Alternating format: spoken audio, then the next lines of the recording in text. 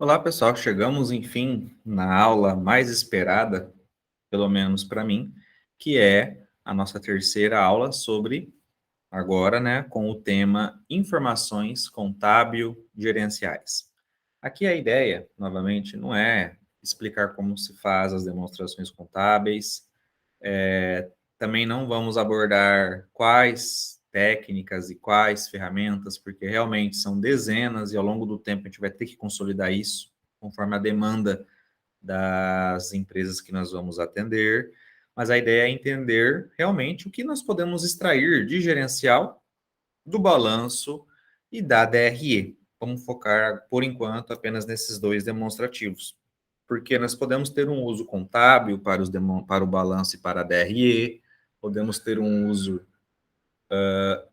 fiscal para fins de recolhimento de impostos, mas podemos também ter um uso gerencial que é interno, né, que serve para que a empresa tome decisões, que serve para que haja controle dentro de uma empresa que representa uma atividade econômica.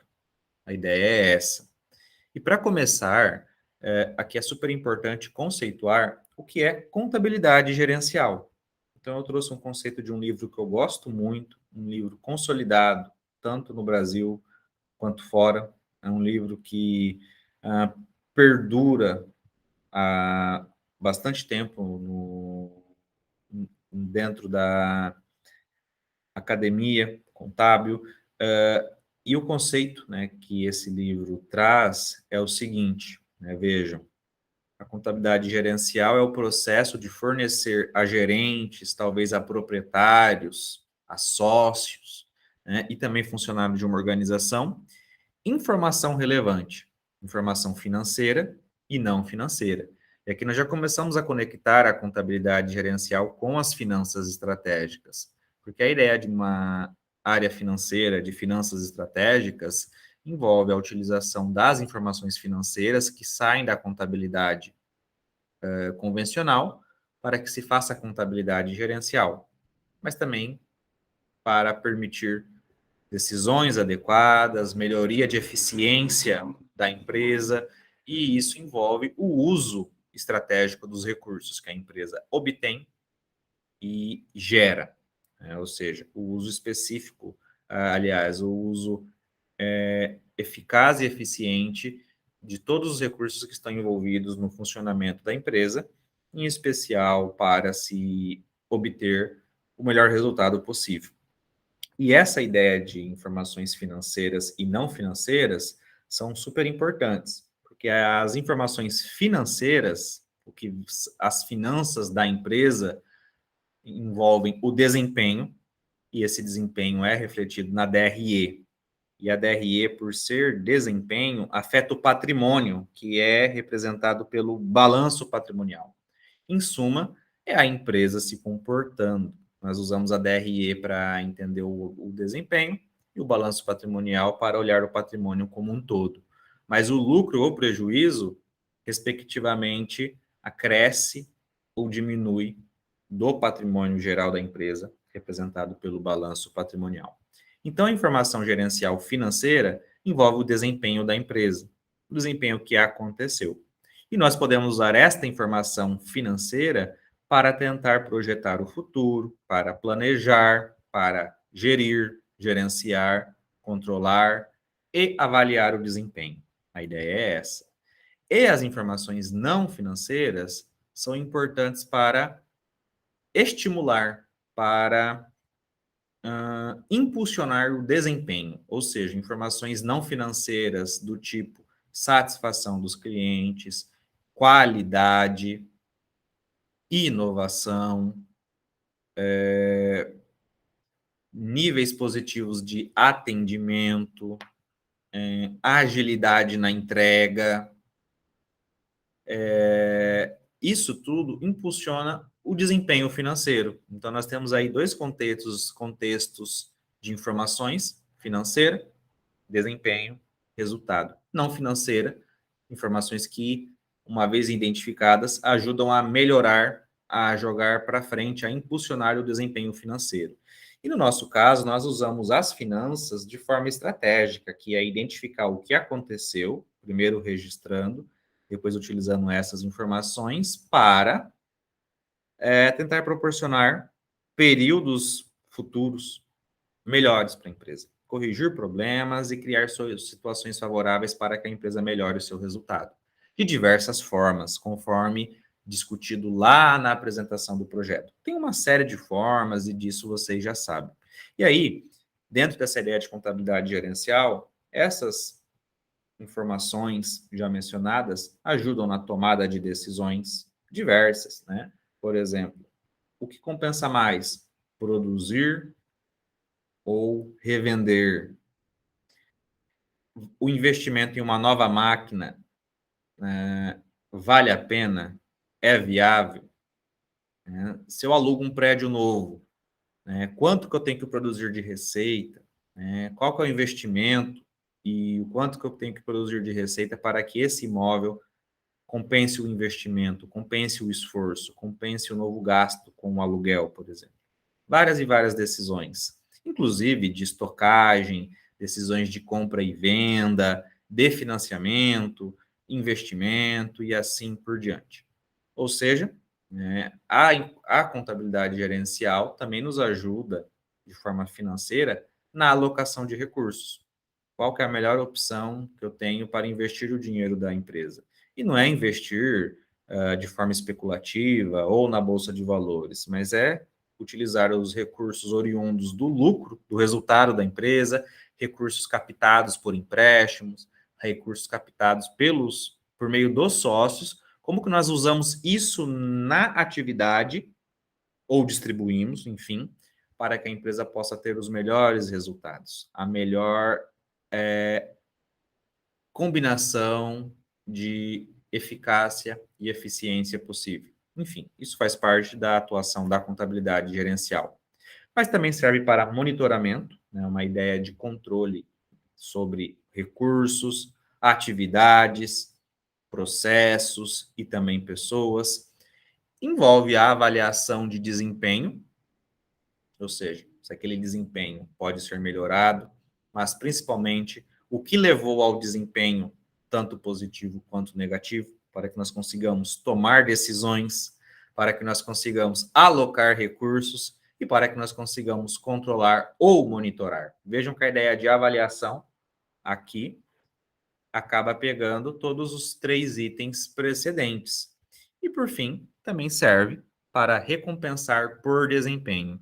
Aqui envolve um contexto mais complexo de empresas em que as pessoas que estão alinhadas com os objetivos da empresa, as unidades de negócio que estão alinhadas com o objetivo da empresa e que acabam atingindo as metas, entregando os resultados desejados, né? Essas pessoas com esse alinhamento, essas unidades, essas filiais, enfim, podem ser recompensadas, por exemplo, com comissão, bônus, viagens, novos investimentos, enfim.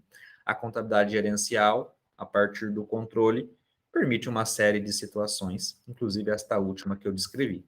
E aqui, para constar, nós temos a citação. Todas as referências estarão ao final dos slides que compõem o curso.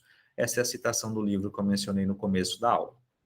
Então, agora que a gente tem uma ideia sobre o que é contabilidade gerencial, vamos nos aprofundar e começar a entender qual que é o uso gerencial dos demonstrativos que foram abordados na aula passada.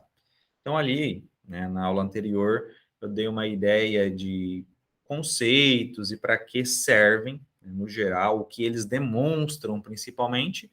E agora vamos começar a ter uma grande noção sobre o uso gerencial e financeiro dessas demonstrações.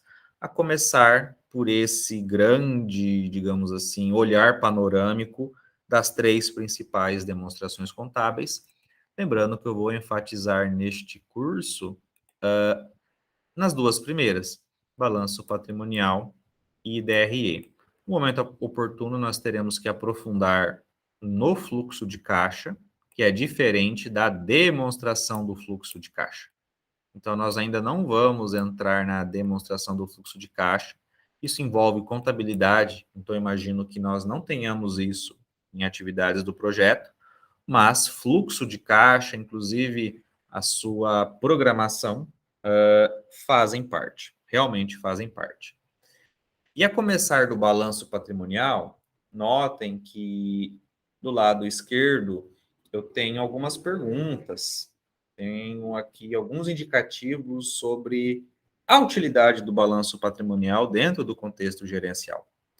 Então, quando nós olhamos para o balanço patrimonial, né, aquela representação que nós vimos na aula passada, o meu interesse gerencial é entender onde e como a empresa investe.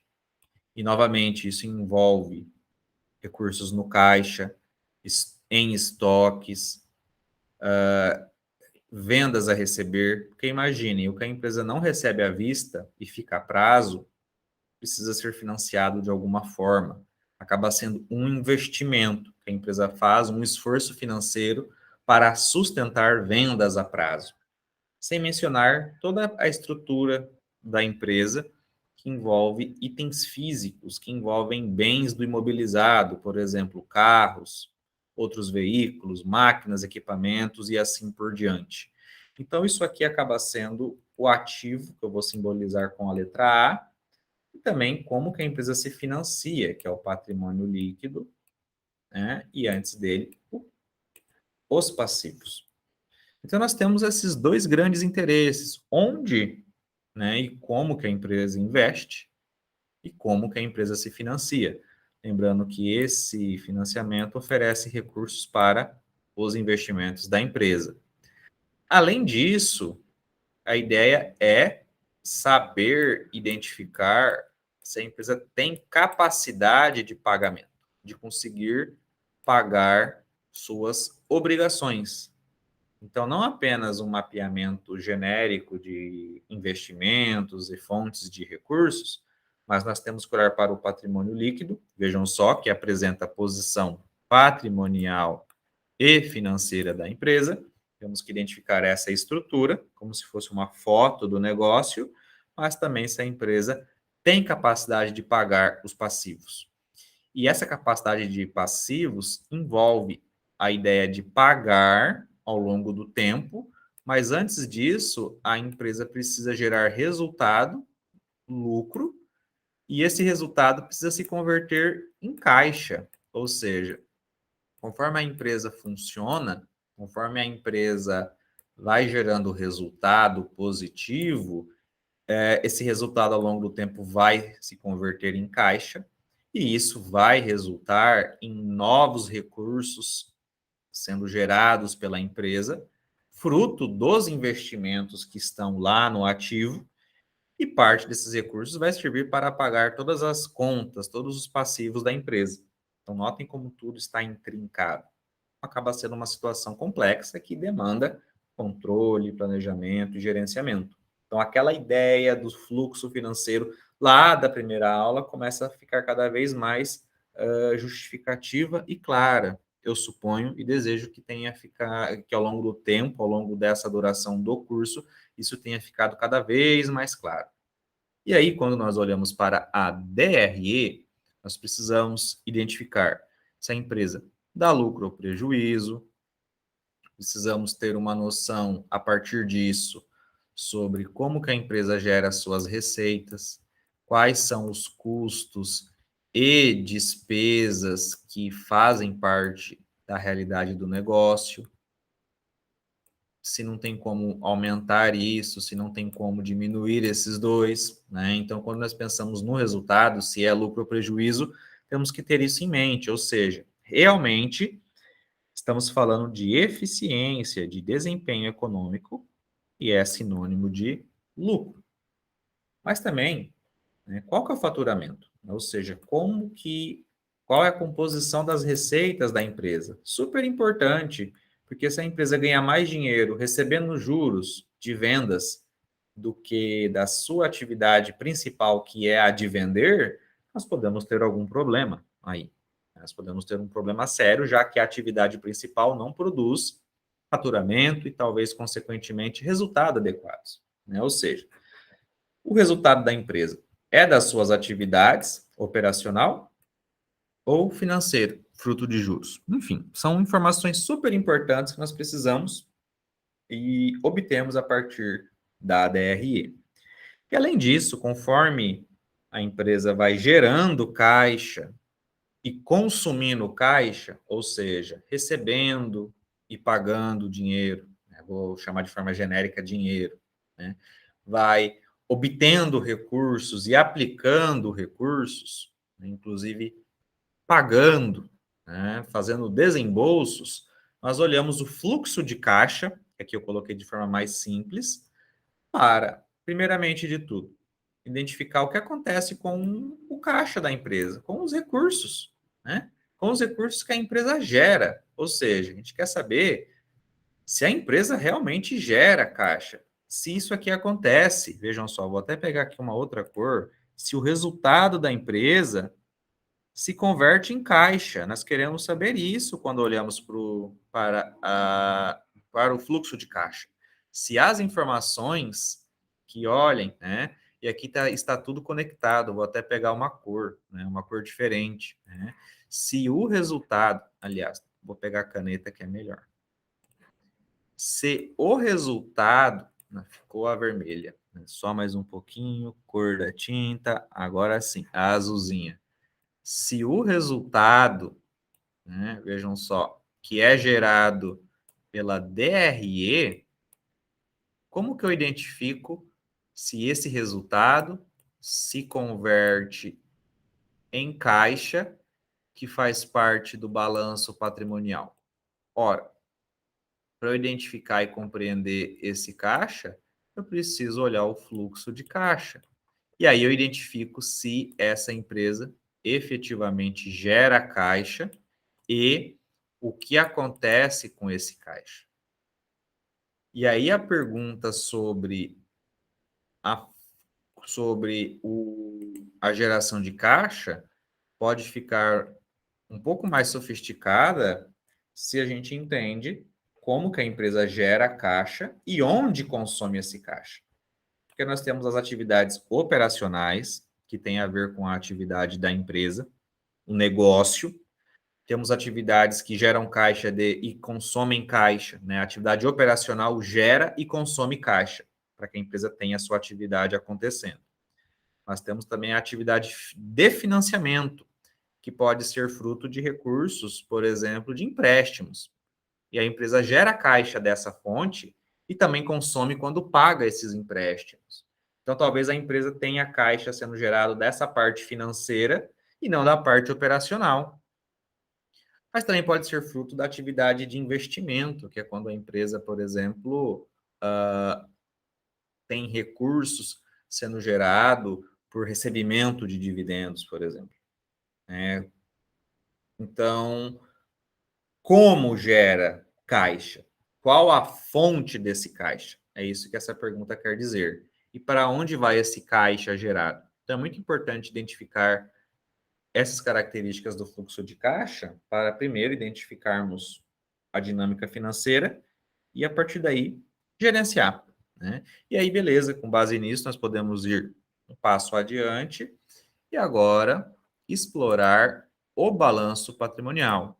E nessa ideia de balanço patrimonial, nós temos aqui uma estrutura um pouquinho diferente, não é exatamente envolvendo os valores, as contas contábeis, da forma como vocês viram nas estruturas que eu apresentei na aula passada e no exemplo que eu também apresentei para ilustrar a ideia de balanço patrimonial, mas nós temos aqui algumas representações. Né? Então, vejam só.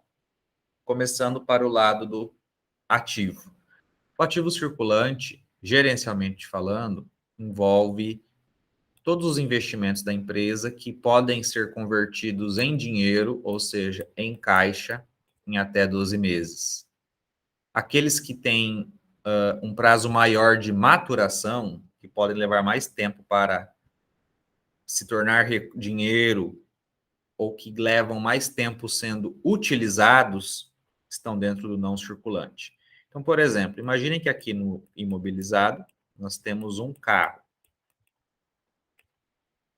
e que aqui dentro do ativo circulante nós temos um estoque, né? Vamos supor uma camisa, é um estoque. Vamos supor que é uma camisaria que fabrica e vende camisas. A camisa que está dentro aqui do estoque provavelmente será vendida rapidamente, em poucos dias ou meses. E quando ela é vendida, esse investimento frutifica, ajuda a empresa,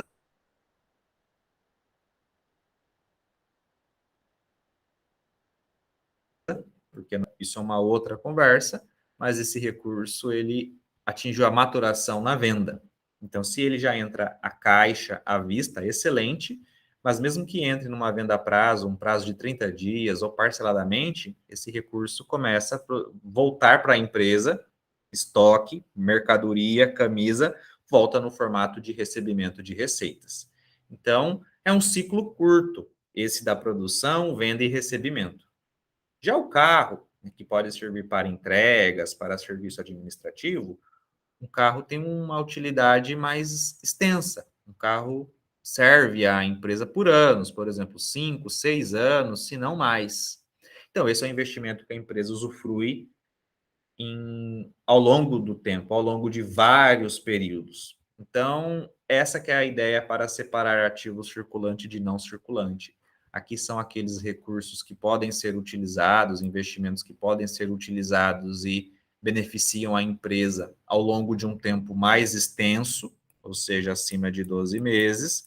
Eu dei o exemplo do carro, que pode, enfim, o carro não evapora depois de, digamos, um mês. Ele dura 5, 6 anos, por exemplo, tranquilamente, ou menos, né? Enfim, vai depender da situação. Mas esse é um exemplo de um investimento no não circulante, um ativo não circulante, né? Recursos investidos na empresa que a auxiliam a desenvolver a sua atividade por mais tempo. Já os itens do ativo circulante são investimentos que acabam tendo muita relação com a própria atividade da empresa. Caixa, por exemplo, para sustentar as operações, estoques, vendas a prazo, que serão recebidas em até 12 meses, né? Impostos a recuperar de curto prazo, os próprios estoques e assim por diante. Essa é a ideia. Já passando para o lado do passivo, nós temos as obrigações que são exigíveis, ou seja, que vencem em até 12 meses. As obrigações que vencem após 12 meses, elas são classificadas como passivos não circulantes. E esse lado aqui é a fonte de recursos de terceiro, aquilo que ajuda a financiar a empresa de alguma forma, porém recursos que não vêm dos sócios, por isso que são recursos de terceiro. Agora, aquele recurso, aquele capital próprio da empresa, que é o capital social, que é o capital que, além do próprio capital social, que é o capital inicial da empresa, né, nós temos também, dentro desse grupo, reservas, que podem ser reservas de lucros não distribuídas, reservas de lucro, reservas de capital. Esse é o recurso dos sócios que fundaram a empresa ou que são retidos conforme a necessidade. Então, essa aqui é a fonte de recursos próprios da empresa. Então, aqui dentro dessa ideia de capital próprio, nós temos a estruturação das fontes de recurso e da aplicação desses recursos. E a aplicação de recursos funciona, né, de forma geral para sustentar a atividade da empresa, para que essa atividade, né, tenha condições de funcionar, normalmente com a dinâmica que une ativo imobilizado e ativos circulantes, na busca por receita, né, e essa receita acaba, enfim, para que a empresa sustente as vendas, realize as vendas e funcione, acaba tendo uma série de custos e despesas, e se houver resultado positivo, lucro, isso vai acabar aumentando o patrimônio da empresa, né, o patrimônio como um todo. Então, isso pode impactar no volume do patrimônio líquido, mas a depender da forma como a empresa utiliza esse recurso pode ser distribuído aos sócios ou a crescer do lado do ativo da empresa. em contrapartida com o patrimônio líquido, de modo que a empresa cresça e aumente a sua capacidade. E aí, por fim, né, notem que quando nós começamos, né, o curso e depois passamos para a segunda aula, nós estávamos numa perspectiva patrimonial do balanço, que é aquela de bens, direitos e obrigações. E agora nós estamos numa perspectiva financeira, que essa perspectiva que nos é importante para a contabilidade gerencial, porque considera os ativos como aplicações de recursos, considera os passivos como aquelas fontes de recursos já mencionada que vêm de capital de terceiro, e obviamente no PL, patrimônio líquido, temos as fontes de recurso oriunda de capital próprio. Então nós temos aí, preferencialmente dentro do programa, esta abordagem, que é uma abordagem mais financeira. Excelente. E aí, com base nisso, nós podemos ir para frente e aprofundar um pouquinho no balanço patrimonial, né? Notem que agora a gente consegue pensar no tipo de informação que nós extraímos do balanço patrimonial. E aqui não é apenas a informação financeira de valores, mas é sobre funcionamento da empresa, né? É isso que nos interessa. Porque quando eu olho para um balanço patrimonial, eu vejo, vamos supor, 3, 4 períodos de um balanço patrimonial, de uma DRE, eu começo a entender como que a empresa desenvolve as suas atividades, se ela cresce ou não e qual o comportamento, se ela é eficiente ou não em termos de resultado, em termos financeiros, patrimoniais, operacionais e até em termos temporais. Se a empresa tem um estoque muito longo, que leva muito tempo para ser renovado, isso indica, por exemplo, um giro baixo dos estoques. Pode ser um problema. A empresa pode estar sofrendo de excesso de estoques ou de decisões que não foram boas. Então, é apenas um exemplo para realmente ilustrar. E aí, quando a gente olha aqui para o balanço patrimonial, aqui tem uma classificação diferente. Isso aqui seria o ativo circulante. Isso aqui seria o ativo não circulante, grupos que nós vimos nos exemplos e que eu abordei agora há pouquinho mesmo nessa aula, porém de forma breve. Então, notem que nem parece aquela estrutura ou até o exemplo que eu mostrei para vocês na aula passada.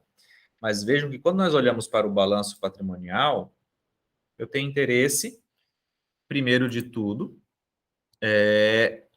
na atividade da empresa. E aí eu quero entender qual que é a dinâmica do capital de giro da empresa. E realmente as empresas têm muita dificuldade. Vocês vão perceber no futuro, nós vamos atender muitos casos de empresas com dificuldade no capital de giro. E o que é o capital de giro? Também pode ser chamado de working capital. É o recurso que serve para sustentar a atividade da empresa.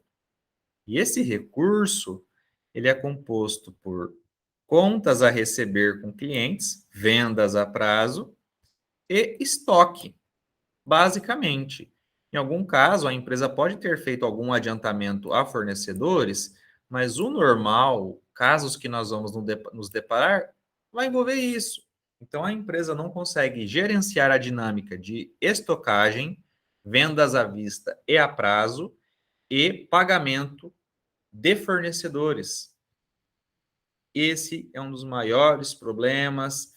Não é que é sem graça, é usual. Toda vez que eu pego uma empresa, conheço, olho as demonstrações ou elaboro as demonstrações se a empresa não tiver contabilidade formal, onde está o problema? Problemas no capital de giro. E o que é isso? Geralmente algum problema com prazos de compra e pagamento, compra e vendas e recebimentos e estocagem. E qual o problema?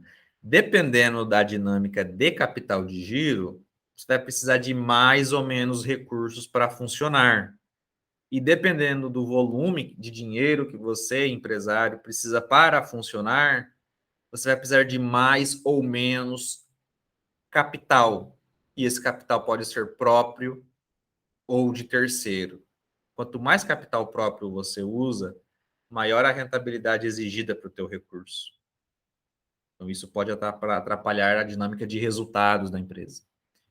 Se, por outro lado, a maior fonte de financiamento é de capital de terceiros, dinheiro emprestado, por exemplo, a empresa pode se prejudicar com o pagamento de juros. Isso pode corroer boa parte do resultado da empresa. Notem como que uma coisa leva a outra. E aqui eu estou falando basicamente de gerenciamento das operações, aquilo que envolve o funcionamento da própria atividade da empresa. Aí, nós temos essa situação toda e o capital de giro no balanço patrimonial nos ajuda a entender isso. Então, aqui eu acrescentaria da seguinte forma: nós olhamos de forma positiva como os saldos da empresa, esses itens aqui de capital de giro, menos o que a empresa tem de fornecedores. Aqui para fazer uma demonstração completa, para facilitar e juntar as duas partes do balanço, fornecedores, vou abreviar. E aí nós teremos o resultado, né? Desculpem o risco aqui, totalmente, né? O traço totalmente reto, né? Mas enfim, o que significa? Se a soma desses recursos que eu deixei com o mais, né, menos fornecedores, se for um saldo positivo, significa que a empresa precisa de dinheiro para funcionar, recurso próprio ou do banco. Isso é uma situação para o momento 2. E dependendo da forma como a empresa consegue esse recurso, pode prejudicar o seu funcionamento, inclusive derrubando rentabilidade. Se o resultado, por outro lado, é negativo, significa que nós temos mais fornecedores. Ou seja, dependendo da situação, a empresa conta com um fornecimento majoritariamente proporcionado pelos fornecedores. Financiamento da sua atividade empresarial. O que isso significa? Ora, isso significa que a empresa vai precisar de menos recursos próprios, talvez nem precise de empréstimos para funcionar. Esse seria o melhor cenário. Então, a depender de como a empresa organiza os prazos de pagamento a fornecedores, de recebimento de vendas a prazo e de estocagem, inclusive produção, ela vai acabar precisando de mais ou menos recursos financeiros para funcionar, para simplesmente respirar.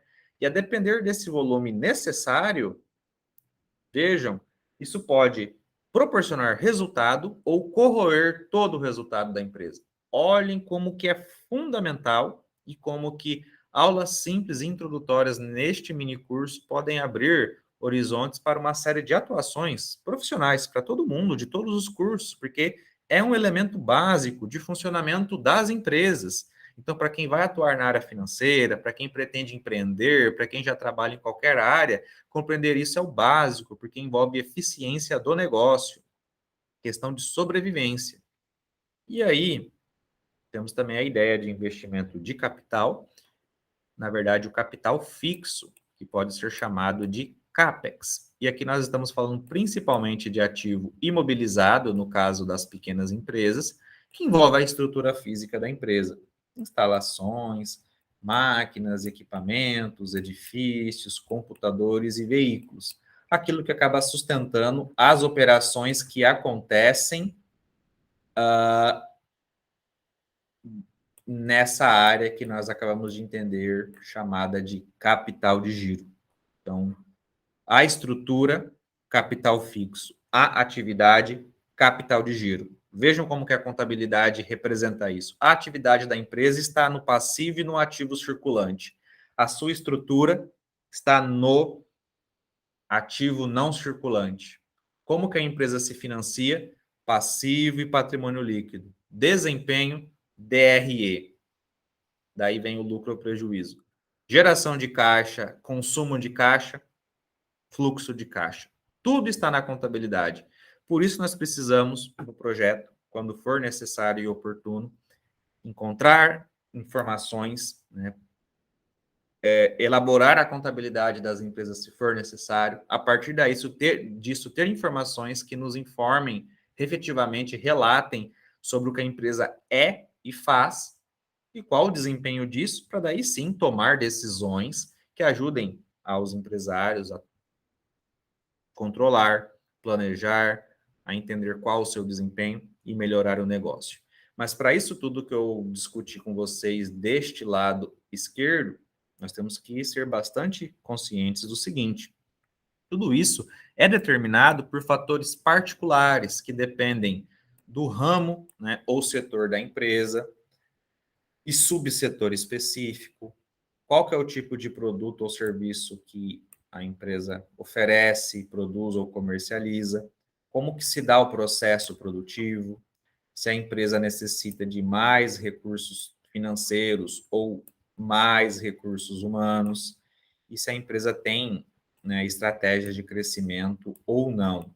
Então, tudo isso que está do lado esquerdo da figura depende de uma série de fatores próprios da empresa. Então, uma empresa construtora vai ser diferente de uma empresa da área, né, farmacêutica, que será diferente de alguma empresa da área do agronegócio, ou comercial, ou de um banco.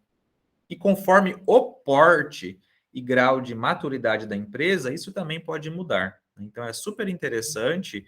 E aquela ideia da primeira aula do fluxo financeiro, agora sim, começa a ficar ainda mais robusta e importante mesmo, né? Eu enfatizo essa palavra, porque nós conseguimos pegar esse fluxo e já começar a separar nesses dois grandes grupos, porque nós temos aqui a atividade da empresa, que vai demandar ou não recursos de funcionar para que essa empresa funcione. E dependendo dessa atividade, nós teremos toda uma dinâmica de recursos que sustenta essa operação. E aí nós podemos dar uma olhada aqui do lado do passivo para entender um pouquinho melhor, né? Nós precisamos de recursos, ótimo. E de onde saem esses recursos? Ora, né, saem, né, inicialmente do capital próprio, patrimônio líquido, mas também podem ser obtidos por meio de capital de terceiro, tanto no curto quanto no longo prazo, a depender do vencimento dessas obrigações, dessas dívidas. E aqui a dívida não é no sentido pejorativo, mas é utilização de recursos de terceiro. Então, pode ser uma dívida financeira tipo bancos, mas também a utilização de fornecedores e, obviamente, uma série de gastos que são inerentes à atividade empresarial. Por exemplo, impostos e folha de pagamento. Isso ajuda a financiar a empresa. E o prazo de fornecedores, dependendo da situação, é o melhor amigo da empresa, porque o que você deve para o fornecedor, você não deve para o banco, nem utiliza, demanda capital próprio. Então, buscar compras inteligentes, aliado a uma forma inteligente de se fazer estocagem e vender, e gerenciar bem o prazo das vendas, pode ser um fator crucial, uma capacidade gerencial que faça com que a empresa seja mais lucrativa e sobreviva e prospere ao longo do tempo. Então, essa é a ideia de obtenção de recursos de terceiros. E a questão do capital próprio, notem que pode ser recursos que vêm dos sócios, o capital inicial que foi aportado na empresa e também lucros gerados que foram utilizados na empresa, que podem ser, e lucros gerados que, porventura, fiquem ali acumulados no formato de reservas financeiras. Então, esse é o capital próprio da empresa. E o que vai proporcionar uma estrutura de capital em que tenhamos ali o uso de capital próprio e de terceiros, independentemente da proporção, né? Aliás, a proporção do uso desses recursos depende desses fatores que nós temos do lado direito da figura. Ou seja, se é uma empresa que tem mais propensão ao risco ou uma gestão mais conservadora, se é uma empresa que tem capacidade gerencial para lidar com dívidas, ou seja, aquilo que eu chamo de gestão financeira, que ainda não é foco do nosso programa. Se a empresa tem uma estratégia de crescer tomando dívida ou crescer devagarinho, apenas a poder do próprio resultado sendo reinvestido, né? Se a empresa tem capacidade de negociar junto a fornecedores, consegue comprar mais e com prazos interessantes, ou seja, poder de fogo junto a fornecedores.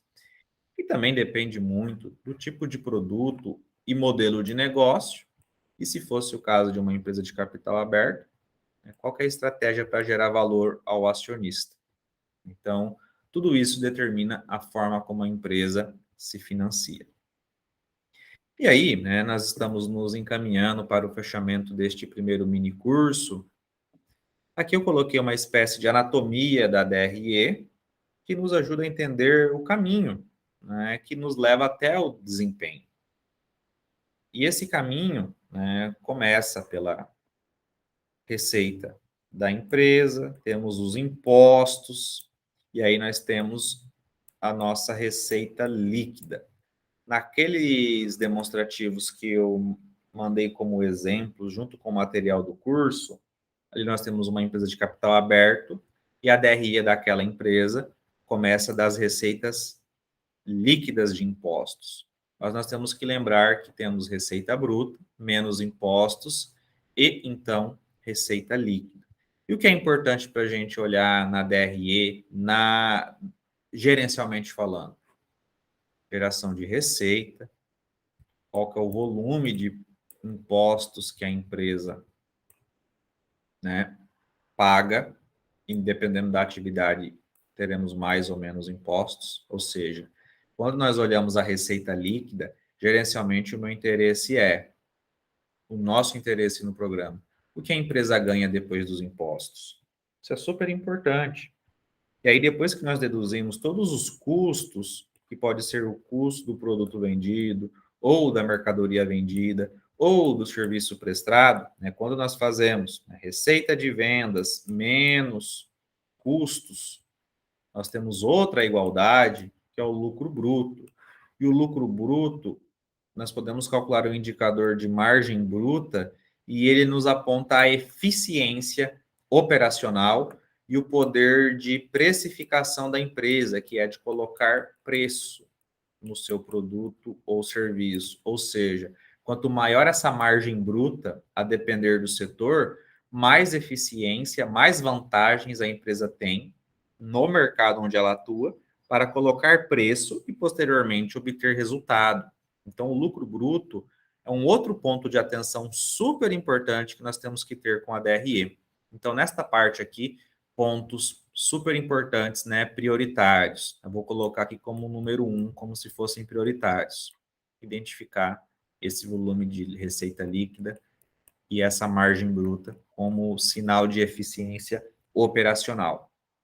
E aí, a empresa vai tendo outras deduções na DRE, né, despesas com vendas, despesas gerais, e notem que as despesas com vendas envolvem o esforço para conseguir vender e entregar os pedidos.